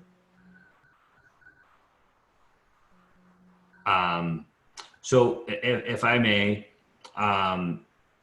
it sounds to me like the situation is that there's not actually a request to traffic safety to make any physical changes to the way things are posted or laid out on Traders Lane. Is that correct, Mr. Reed? Yes, that's right. Our preference would be that it be able to revert to the previous pattern of parking and of enforcement. And if we would have further thoughts if that can't be done, but that's our preference as to how the matter should be resolved. So any other work group members wish to comment on this matter? Mr. Rowlands? Yeah, I don't have a dimension for the width of that sidewalk, but it looks to be a little over 4 feet wide, maybe 4.5 feet, just by counting the bricks in the pictures. I think that's about right. Yeah, that sidewalk, I mean, services as the access, is, if I'm not mistaken, to the handicap accessible door to the church. So this is an accessible route for people that park in that handicap parking space, and obviously for others that are using the sidewalk. So I don't know how you can ensure that there's at least 3 to 4 feet of access on that sidewalk and allow cars to park on the sidewalk at the same time. It seems they would have to park at least halfway onto it, blocking the sidewalk more than would be needed to get a wheelchair down that area. So parking on sidewalks is an issue all over town, and I think this is one place where it's an accessible route to the church. So I think I would be opposed to having cars parked. Thanks. Thank you. Anyone else wish to comment on this matter? So it seems to me, if I may, there's two options, or if nothing changes as a result of traffic safety, who could really only advise to the select board whether to, I think, either install a new yellow line along there, which is contrary, obviously, to the application, but just to clarify the matter for enforcement, or it's, I think, a matter for NPD. I don't know where traffic safety can really dictate or has any ability related to how the police enforce these matters, but I would certainly defer to the police. Art, can I say something? Yes, so please. I think Mickey Rowland made a really good point that if that is the accessible access to the church right behind that truck there, then you're going to have people in wheelchairs having to go out into the road to get by it.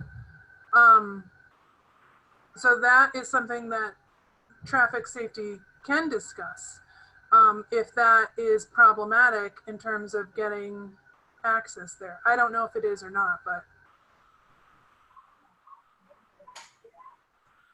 Thank you. Nor do I. So, but we haven't had any kind of complaints or requests from the church related to this either. No. And just as a short bit of history, I will note that Mr. Perlman has a unpermitted driveway that doesn't meet the criteria for an actual driveway. So his vehicle actually sticks out beyond his area. That would be here. No, he was on the other side, right behind the, on the other side. Nope. Turn around. Sorry, I felt like I was making you guys dizzy. You had it a minute ago behind a truck. It's right there. Thank you. That's it. So, and this is a conversation that I had a lot of back and forth with Mr. Perlman when he first purchased the house. And I know this isn't really part of this, but there was a set of approved plans for that driveway, and then the construction of the driveway did not meet the specifications of the approved plan, and it's much too shallow. And so when they park there, they actually are, their vehicle is almost out to the pavement, is my understanding from some people. But that's not really part of this, but there's been ongoing kind of issues in this area for a few years. Thank you for the background. Does anyone else have anything they would like to add? Mr. Reed, would you like to follow up at all? Or?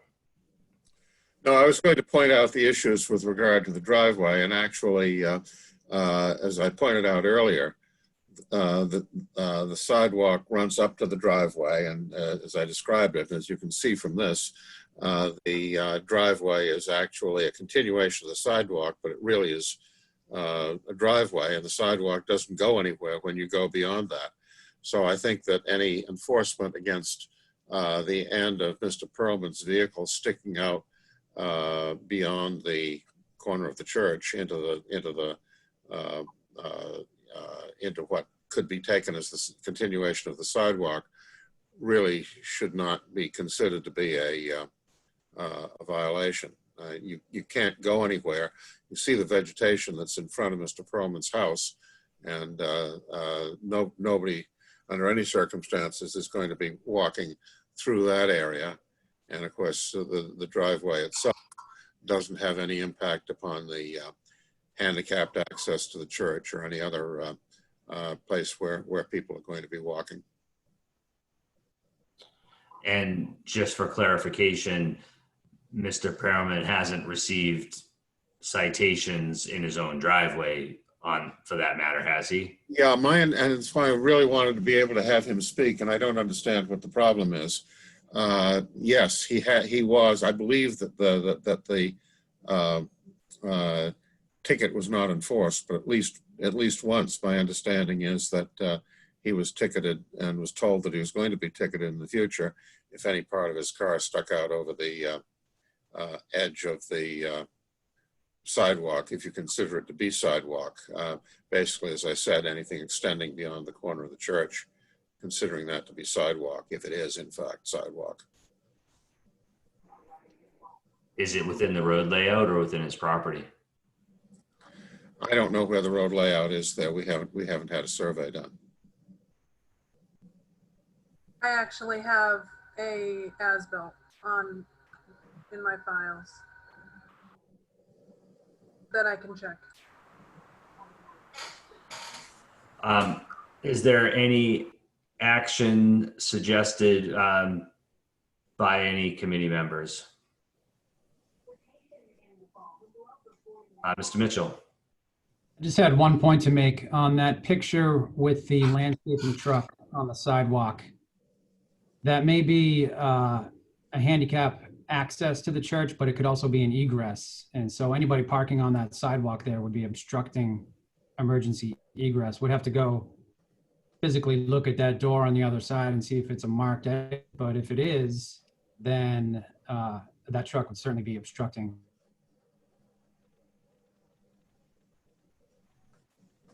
Mr. Rowland?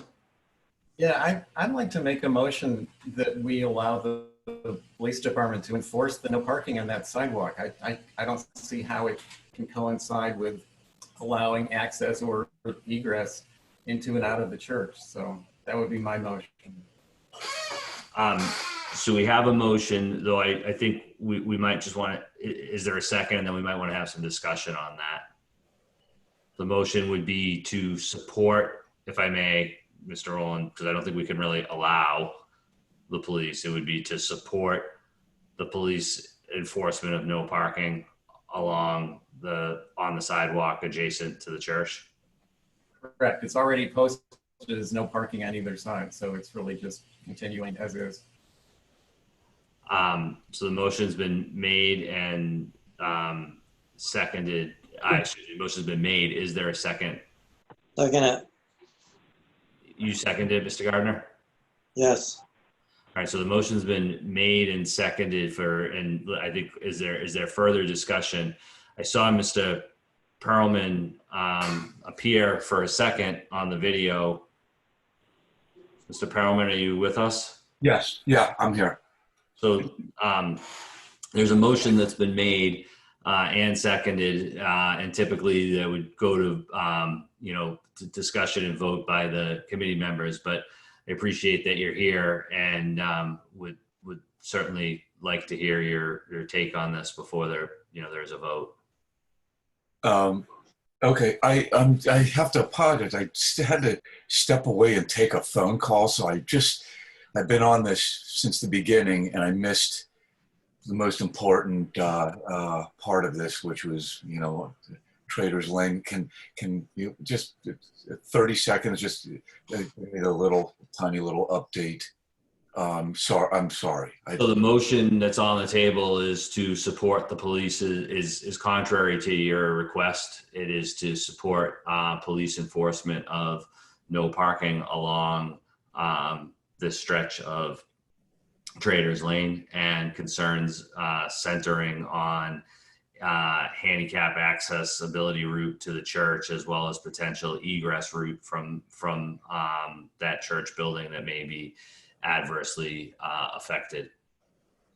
Okay, and you see where where my house is. It's 3 Traders. It's next to the church, and I think what we just want to make sure is that we can park in our driveway, which is very small and not easy to get into, but park in it, but also if we wanted to park on it, which would mean like parallel to the street where our driveway, the sidewalk ends at our driveway, we would hope to be able to park like parallel to the street in our driveway, or like sort of like blocking our driveway. So as you can see on the screen right now, that area that you're discussing would be within the public road layout, as opposed to on your property. I think block the back door of the church. Yeah, by the back door of the church. Yeah. Right. That's an emergency access. I'm sorry? That's an emergency exit. That it is. And so we've been parking, in the driveway. But what I was hoping for was, to create a little bit more room for us to be able to get in and out of our backyard, to be able to park, essentially blocking our driveway. Do you understand what I'm trying to get at? As opposed. Yes, Mr. Perlman, I understand exactly what you're saying. You're trying to, you tell me, you're trying to have parking for 2 vehicles, one in the driveway and one blocking the driveway? No, there's definitely not room for 2 vehicles. You just want one vehicle pulled in that would hang out into the road onto that sidewalk, but not be subject to ticketing. Correct. It would be not in the street. It would be right where you're right there. But there is we're not blocking any door to the church, and the sidewalk, our garden in front of the house starts right where you're pointing. no one's walking down that sidewalk. The garden is actually in the public right of way. The garden is Right. So in other words, your hydrangeas are Your bushes are in the road. your property. there. This dark line here is your property line. So your garden is in the roadway. The portion of your driveway that's bricked is in the roadway. Mm-hmm. Your driveway is undersized. You might want to consider increasing it. Mr. Perlman, would that be, having not been on your property, but just trying to work through this, would you be able to make your driveway longer so that you could be able to pull in and make this concern? I think the answer is no, because if you look closely, it kind of it narrows. And I see that. As it is right now, when we pull in, we cannot pull all the way in because we can't get out of the cars. Either driver nor passenger can open the door to get out of the car, so we can't pull all the way in. And by extending it, it just doesn't really help any at all. And I'll just note again that this driveway does not have a curb cut through the DPW and is not permitted. It's not And permanent. this is something that I spoke with Mr. Perlman about when he first bought the property. So thank you for the background, and Mr. Perlman, thank you for the information, understanding that that extending the length in of itself wouldn't solve the problem as a function of the width, is helpful, and we wouldn't have been able probably to determine that without your input. So there is again, and I also would add that, just in case we're not clear, that this work group is advisory only in nature. Yeah. So, we cannot, implement regulations or even really provide directive. Our recommendations are to the town manager. And and there's a motion on the table at the moment to recommend to the town manager to support the police enforcement of no parking along the stretch of Traders Lane. Okay, but I can still pull into my driveway. I don't think so. I mean, again, I think that's going to be subject to, the police's interpretation. But since we're discussing it, and I'm, not at all the arbiter of this, is that based on the plot plan that was shown, your driveway is, a good portion of what we're calling the driveway, or the extension of the sidewalk, is in the public road layout. And so you're not actually parking on your property in its entirety. Mm-hmm. And so if the police were enforcing no parking along here, then I think that it could be subject to ticketing. Now, the other potential alternative here would be, as I see it, the way you're parking doesn't block the egress to the church, which is the discussion of the parking along the sidewalk. So I do see potentially two separate matters here that might be getting melded together. And perhaps if there was not a concern with your parking the way you did off the street, which doesn't block the egress and doesn't restrict the traffic, another option may be, and to clarify and help with enforcement, would be a yellow line that ran along the curb from the corner to your driveway. Mm-hmm.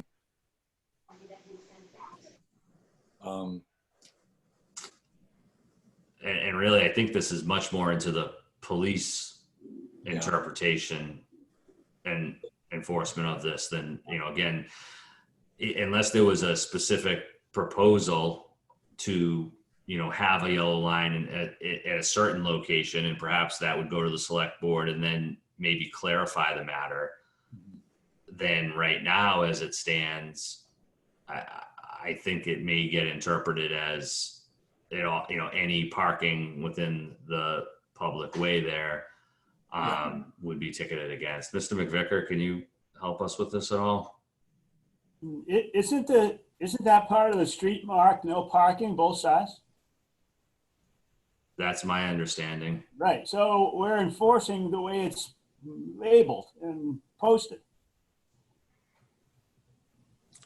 So If I may, I don't think that's clear in terms of the posting, because the only sign indicating no parking on both sides is one sign that's considerably farther down in a much narrower part of the street. And with the area in question not having a yellow line along it, I think the appearance is that that part of the street would not be necessarily subject to the no parking on either side concept. I think it's confusing to anyone trying to use it. I could certainly see the ambiguity there. And having lived in this neighborhood not far from here at all, I do know that, of course, this, at time of church services is also utilized for parking here. I'm not clear where the no parking either side sign, is it right here? It's down, if you can show some of the, it's not clear from any of the pictures that have been on the screen, but it's in, as I recall, and not all that visible. It's in a hedged area down considerably farther down toward Main Street than the area in question. Beyond. I didn't realize. Side. I'm pointing to a screen that I'm not sharing. I'm sorry. Right here, maybe. On the other side. Yeah, right. Yeah. Yeah, that's it. So I could see where that certainly is confusing to, whoa, I don't know how I ended up in a different year or how this picture just changed. But all right, we time warped a little bit, I guess. Different cars on the sidewalk. So, this, I could see where, how would the public know if a sign is down here that it applies to back here? And you can see the yellow line in the picture here.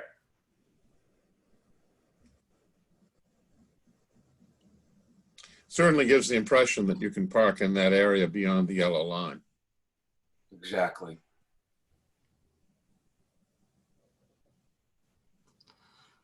And in fact,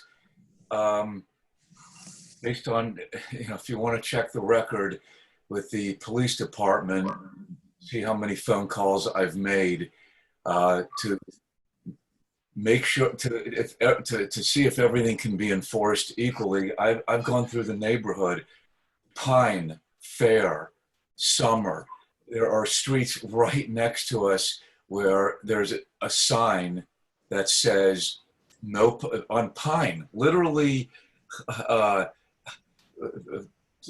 just a few feet from us. There's on Pine, where that car is parked right there, that's illegal. There's a sign right behind him that says no parking on either side of the street, and I never see those cars ticketed. And it's why I've called. I see cars parked there every single day, 3 of them, and right behind that red car, there is a sign, exactly the same one that's on Traders, that says no parking on either side of the street. And I don't understand why Traders would get ticketed and not Pine. Mr. Rowland? Yeah, can I just make a suggestion that just to make it, just to clarify the situation, why don't we paint a yellow line along the side of the church?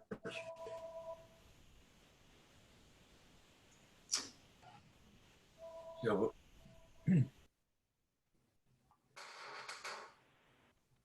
you're asking why not extend it? I guess the question for that would be, would that go to, is that a change that would go to the select board? Would that be considered taking parking away, or is this an area that's already designated as no parking, and it wouldn't fall into that category? I mean, I think this is, and to Mr.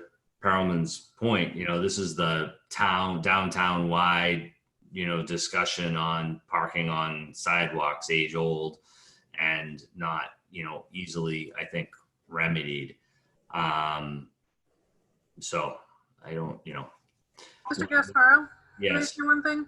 I did speak with the head dispatcher at the police department, and obviously the Nantucket Police Department doesn't have people patrolling every single street, every single day. They're just short-staffed.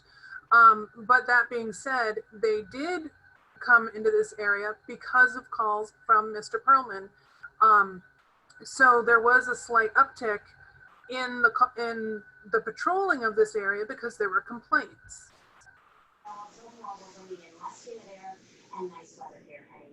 Thank you. So the motion on the table is to support the police ticketing in this area. However, I also, for a point of discussion, if that was the case, I think you have to better delineate it as no parking and assist the police in that effort, or determine the opposite.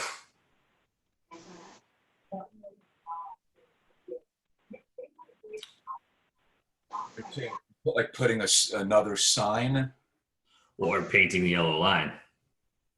And that's the way that I think, it gets worked out, that it's clear to both the public and the police, and the ambiguity is removed. And then the other question becomes, with respect to your own driveway, does the yellow line stop at the end of the curb and before the driveway, because that's where the access to the church is, or is it consistent to the edge of the brick?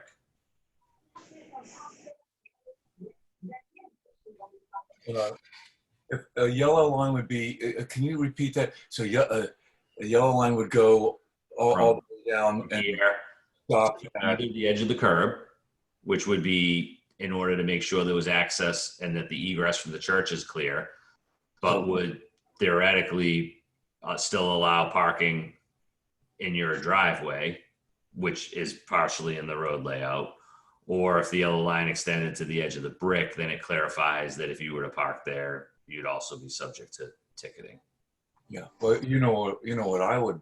Sure. Well, we're just trying to discuss the matter and put it out there, because I think there's going to be concerns, and it's not. I just don't see any. None of us, I think, see an easy solution here. And I think that when you come and paint this line, you're going to have other concerns and complaints related to church services and the other neighbors that we've heard from as part of, we're hearing from you and council as related to that property. We've also already heard from other property owners as well that utilize this area. So, I think that there is some discussion to be had. Another, just for discussion on the point, would be that what if the yellow line was only installed where the door is to the church, and then in the handicap access, and Mr. Rowland, I'll look to you for some discussion on this, but I see that the curb is very low, and is in fact the road itself, considered the way that would be your ADA route to get to and from that door. If the discussion that we're having is as related to from both fire and ADA, we're trying to balance here, making sure that the church remains accessible, understanding that the blocking of the sidewalk, but you also have a neighborhood concern here. Would in fact a potential, and maybe this is a first step instead of going all the way, that maybe it's a yellow line for, say, I don't know, maybe 8 or 10 feet from the end of the curb, which starts at where your driveway is, coming back towards Summer Street. And then that clarifies the matter for both the police then, and then continues to allow the parking except for, to make sure that the door doesn't get blocked. Mhm. Just an idea for discussion. Mr. Rowland, since you have the motion on the table and have, come to us from the commission as well, do you have any thoughts on that? I mean, I can see there are two doors to the church along that side of the building, Mhm. and I'm not positive which door is the accessible door into the main church.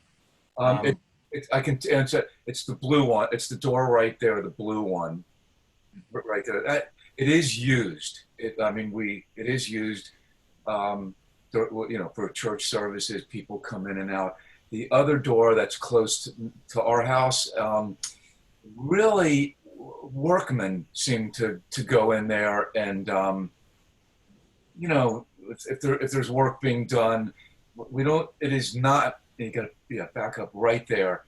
That door, not really used by the churchgoers, but we do see workmen coming in and out. But again, if fire department people, God forbid, needed to get in, they need to get in.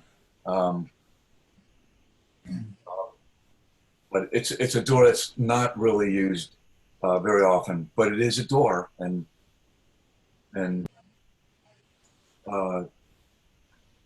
people, as I said, workers do use it. So again, I feel like we are making sausage here a little bit, and don't have a exact proposal, but we do have the concern. What if this yellow line was extended to here? It maintains access there, and then another yellow line is put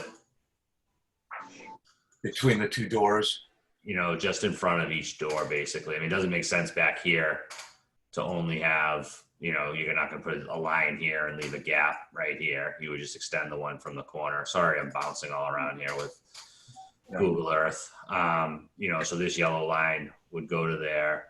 And then you would maintain a few parking spaces, probably 2 to 3, and then another one. Yes, Mr. McVicker. You know what? Take the sign out.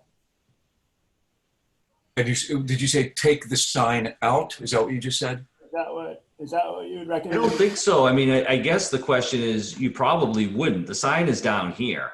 Right. But it's really you gotta think of my CSOs, right? So yeah.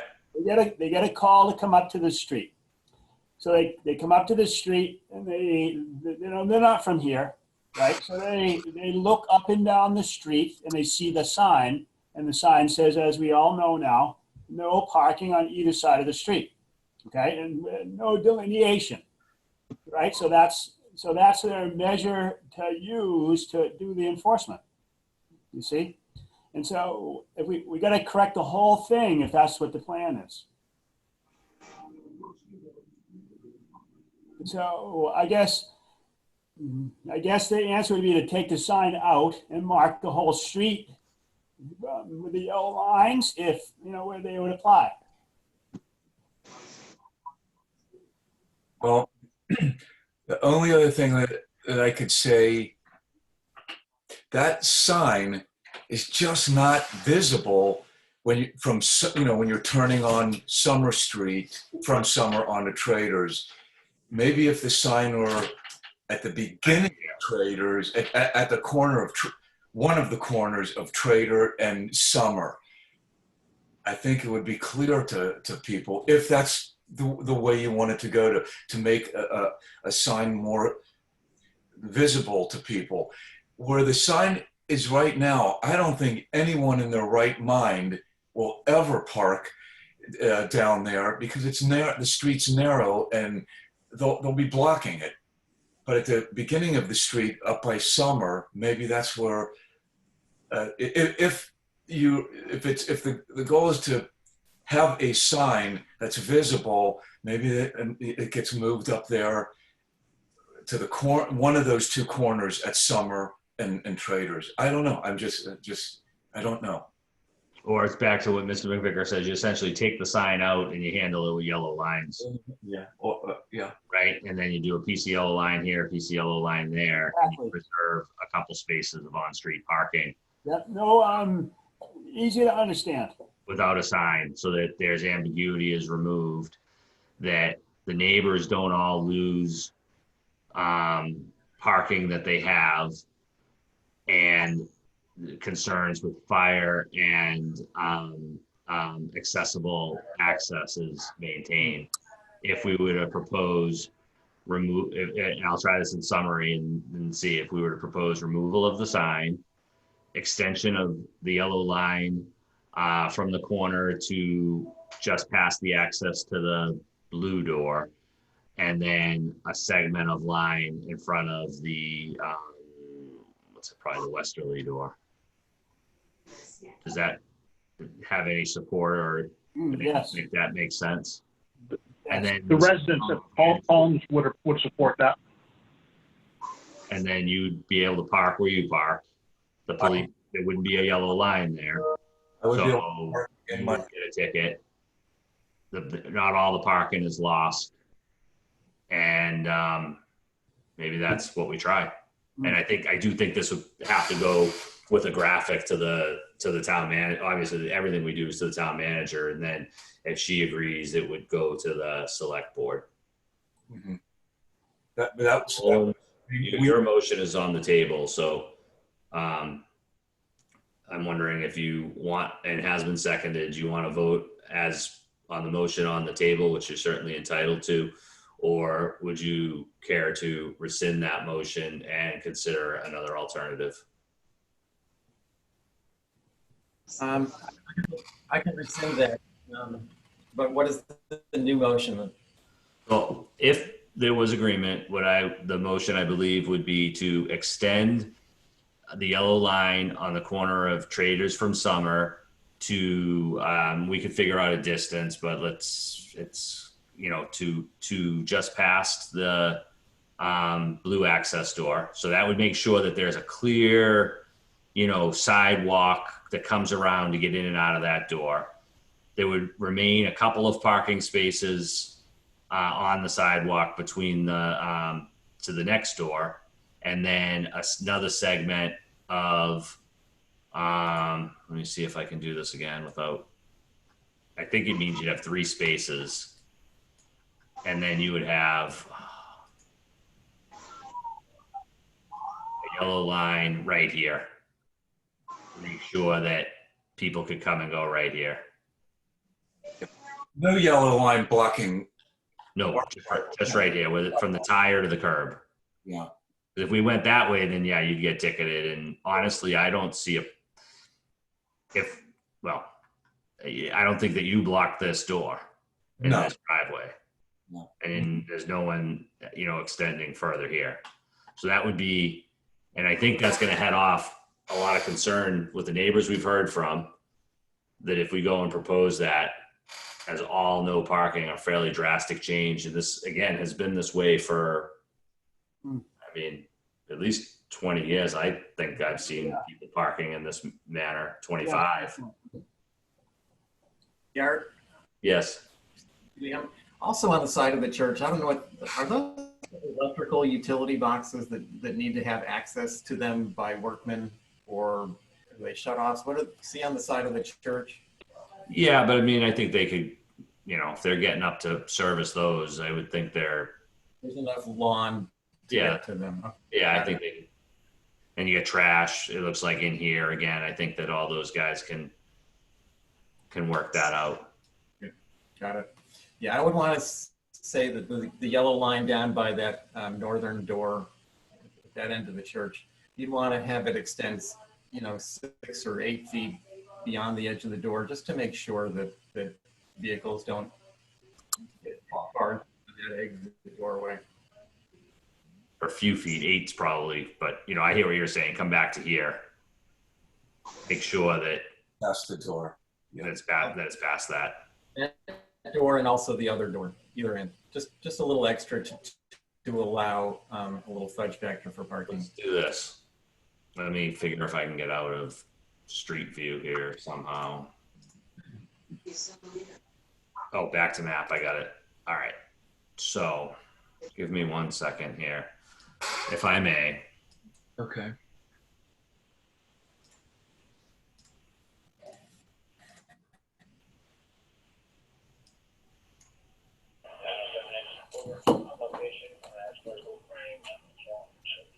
Yeah, yellow line here. I mean, well, I guess I should have made it yellow. Be like that. And it would be like this.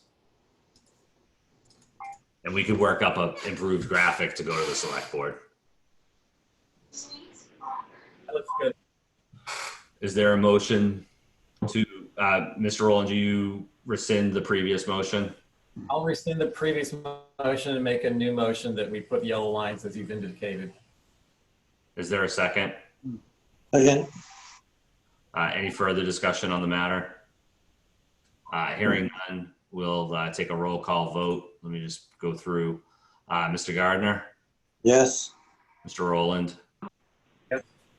Mr. McNeil? Yes. Mr. Mitchell? Yes. Mr. McVicker? Yes. And the chair votes aye. Thank you. We'll get that. I'll prepare a graphic and work with Erica to get it to the town manager, and then it may be best to follow up through town administration as to, you know, the next steps for implementation. Thank you very much. I think that was a very useful exercise in sausage making. Thank you. Okay, moving on our agenda. I believe that was the last item, and then we had some other business that may have come up. Erica, can you help me with that? You had Joy Street Joy Street. added, and Stacy Barrett is on. So essentially, Joy Street, seems to be that there's currently parking on both sides off of Pleasant, and when cars are parked on both sides, it's creating issues, especially because that is the route that Barrett Enterprises takes for their trucks to get out to Pleasant to get onto the truck route. Thank you. Ms. Barrett, would you care to expand? Thank you, Mr. Chair. That pretty well sums it up, kind of like one of the earlier applicants. It's been an issue, but it seems to have gotten worse over the last couple of years, and this year noticeably so. The cars end up parking opposite each other, and they don't necessarily park close to the edge of the road, and then the property shown there on the right-hand side has rocks in front of it, along with the property after that one, to, I guess, keep people from parking on their property. I don't know exactly what the real width of that road is supposed to be and if that's actually their property or part of the road. But as you can see here, there's a car right after the corner and then a landscape truck and trailer that aren't even parked off the road. They're physically in the traveled way on that side of the road. And a lot of times these landscapers aren't even working on this road. They're working up Prospect Street further. So it's kind of always a slalom course here to get around, and with a 70-foot truck and trailer, it can be very hard to navigate. And even I've seen the Nerdist shuttles sometimes get pretty close to cars on that street as well, because they come through there on their daily route.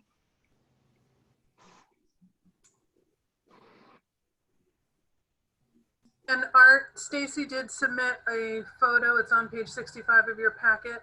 Yeah. Oh, another one. Yeah. Okay, great. Take that a little easier here. So here's your actual proposal. Thank you. This is helpful. So for 70 feet of no parking, and then yeah, the first 70 feet would be for either side, just because to be able to make the corner properly. Committee members?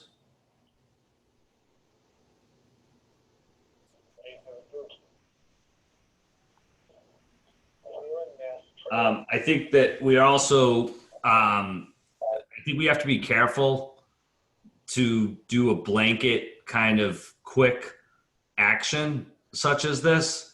I certainly see the need, and agree that especially if it's being used as part of the the truck route. But then, you're going to have this area where you show parking. Of course, you have driveways that would be no parking. And then the other side, you have someone that's got to get out of their driveway and they're going to want no parking on the other side. And it appears from the photo that there's actually no parking control on the road in its entirety. Correct. It would be better to have, and I'm not trying to just kick the can down. I just want to make sure we take one action that's well thought out. Should it be examined to see if, in fact, maximizing parking could be allowed through a planning exercise that would allow it to be staggered because of accommodating driveways? Or is this simply, and having just got this, I didn't have a chance to go. I've obviously driven the road, but not necessarily with this in mind. So I haven't really looked at it from that perspective, but I would just put that out there for discussion, whether or not this is something that everybody is ready to recommend as proposed, which I think could be, based on this proposal, could be something that could be done and forwarded, or if they feel that further study is warranted to develop a recommendation to the select board. No, this is for Joy Street only, not Prospect Street, right? Correct. Okay, because you can get some parking on one side of Joy Street. There's some areas there, there's some big yards where there's no driveways where you could really get some parking on one side. That's what's proposed. It's not a no parking the whole way. It's proposed no parking on the west side and parking on the east. Right. In so much as that it wouldn't block a driveway. That would be all right. Yeah. Mr. Chair, I would say, Yes. From my seat, I would say this is something that normally the transportation planner would weigh in on, to look at an entire street with regard to parking and the neighborhood around it. I recognize that while inconvenient, because the seat of the transportation planner remains unfilled, I think it's prudent to, and I would recommend that that this sort of thing go to at least the planning department for discussion and feedback, if not await a new transportation planner for analysis and feedback to the work group before making a decision here. Thank you, Mr. McNeil. Anyone else?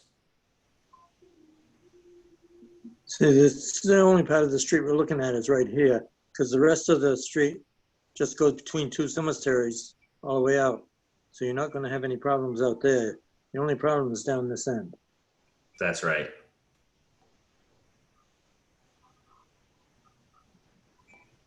Well, I don't, and I understand that, the applicant, there may be a more pressing need, but at the same time, I'm not sure that this is ready to go to the select board. And if we could, might I suggest not putting it off so long to wait for a transportation planner, but to table it to the next meeting, and maybe we can have a look, and I don't know who exactly. I'll try to look at it, and maybe we could come up with a more comprehensive, or at least better thought out approach. I mean, there's other planners in the planning department. I mean, there's not going to be any transportation planning done now.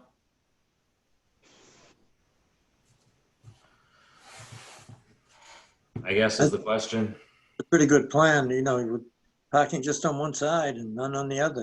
I grew up in this area. I know the area very well. It's always been that way. With parking on both sides. Right. I think to put it just on one side would help a lot. I mean, obviously during the fall, the off season, it's not nearly as bad, but it's definitely the worst in the summertime. But yes, I mean, anything we can do to help. And like I said, at least this gets the ball rolling. If we can't get it approved at at this point in time. But I appreciate all your efforts. Thank you. I have a question, if I may, Ms. Barrett. Why, or just what's the basis of your suggestion for the no parking on the west side instead of the east side? And I just am curious why you think that might be better. Solely for our purposes, to be selfish, when we come down with a trailer to make the right-hand turn, you have to be in the left-hand lane regardless. That's a tight 90-degree corner to make, and we need the room. So it would be better for the parking to be, onto Pleasant Street. Sorry, when we turn onto Pleasant Street. So having the parking on that side makes it have room on sort of the wrong way side of the street for us to make that corner. And adversely, when we're coming from the boat on the street turning onto Joy Street, you need that whole opposite side of the street there that we have marked as no parking to be able to get around the corner and get up the street.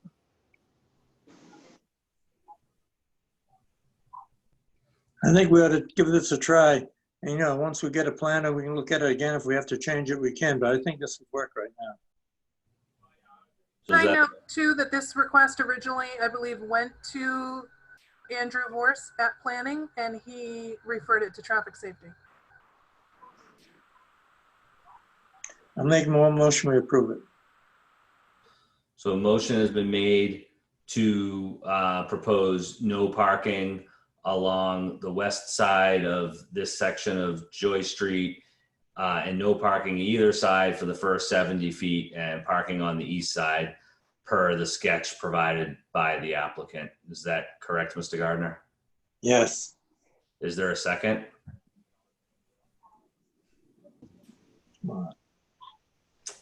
So the motion dies for lack of a second. Is there another motion? Mr. Rowland.